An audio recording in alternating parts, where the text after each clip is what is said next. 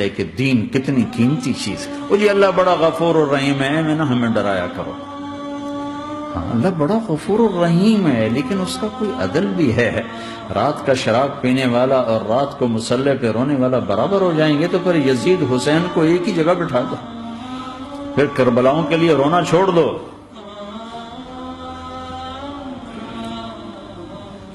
رات کو ناچنے والی رات کو رونے والی برابر ہو جائیں گے. سود کھانے والا حلال کھانے والا برابر ہو جائیں گے. شراب بیچنے والا اور مزدوری کرنے والا برابر ہو جائیں گے. جھوٹ بولنے والا سچ بولنے والا برابر ہو جائیں گے. افنجعل المسلمین کالمجرمین ما لکم کیف تحکمون ام لکم کتاب فیہ تدرسون. اس سے زیادہ واضح کیا بتاؤں کہ میرا رب کہتا ہے کون سی کتاب میں لکھا ہوا ہے کہ ماننے والا نہ ماننے والا برابر کر دوں گا؟ کون سی کتاب میں؟ اللہ کو یہ کہنا پڑ رہا ہے ام لکم کتاب فیہ تدرسون. کس کتاب میں یہ لکھا ہوا ہے؟ ام نجعل المتقین کالفجار. ایک بدماش اور ایک فرمانبردار کو برابر کر دوں؟ کہاں لکھا ہوا ہے؟ ایسی ہستیاں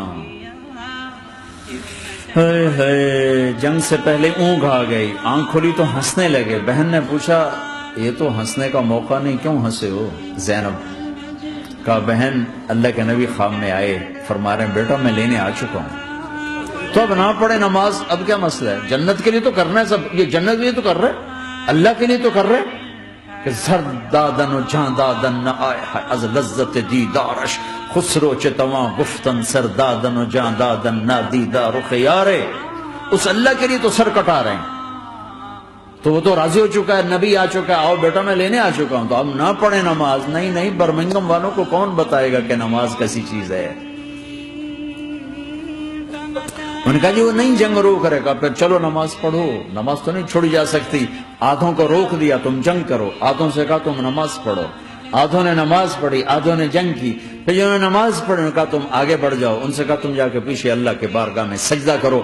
1400 سال کی تاریخ میں ایسے نمازی میری نظروں سے نہیں گزرے، اور ایسی نماز نہیں پڑھی گئی. نبی کے زمانے کے بعد آپ نے بھی صلاۃ خوف ایک پڑھی تو نبی ہوتا ہے. اور کیا ان کا حال تھا، خون و خون. اپنے خون سے وضو کیے یا کربلا کی مٹی سے تیمم کیے؟ جب سجدوں میں سر رکھ کے سبحان ربی الاعلی کہا ہوگا تو دھرتی میں کیا ہلچل مچی ہوگی. نماز نہ چھوڑا، نماز نہ چھوڑنا، کوئی عورت نہ کوئی مرد نماز نہ چھوٹے. اللہ کو اور کبیرہ گناہوں سے بچو، کبیرہ گناہوں سے، بڑے گناہوں سے بچو، بڑے گناہوں سے بچو. چھوٹے گناہ ہوتے رہتے ہیں، وہ اللہ بھی درگزر کرتا ہے. بڑے گناہوں سے بچو، وہ بھی ہو جائیں توبہ کر لو معاف، توبہ کر لو معاف. ماں باپ کی نافرمانی بڑا گناہ ہے. ایک صحابی کی بیگم نے کہا یا رسول اللہ میرے خامد موت کی حالت میں کلمہ نہیں پڑھا جا رہا. علقمہ آپ دوڑے ہوئے گئے.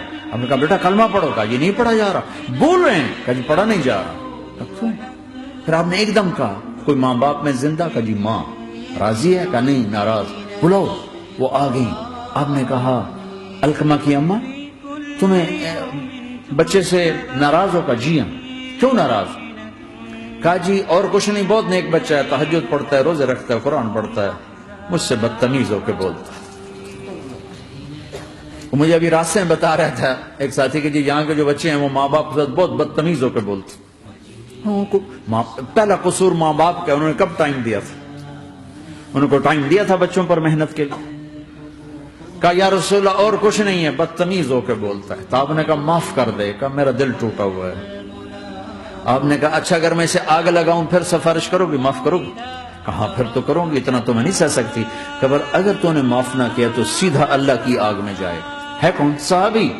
آپ نے کہا اچھا یا رسول اللہ میں معاف کرتی ہوں، میں معاف کرتی ہوں. تو آپ نے کہا بیٹا کہو لا الہ الا اللہ. تو اس کے کہا لا الہ الا اللہ اور جان نکل گئی. پھر آپ نے اس کا جنازہ پڑھا اور اس کے دفن میں شریک ہوئے، قبر تک گئے. پھر آپ نے دفن کے بعد اعلان کیا جس نے ماں باپ کو دکھ دیا اس پہ اللہ کی لعنت، فرشتوں کی لعنت، زمین آسمان کی لعنت. نہ نماز قبول ہے، نہ روزہ قبول ہے، نہ صدقہ قبول ہے.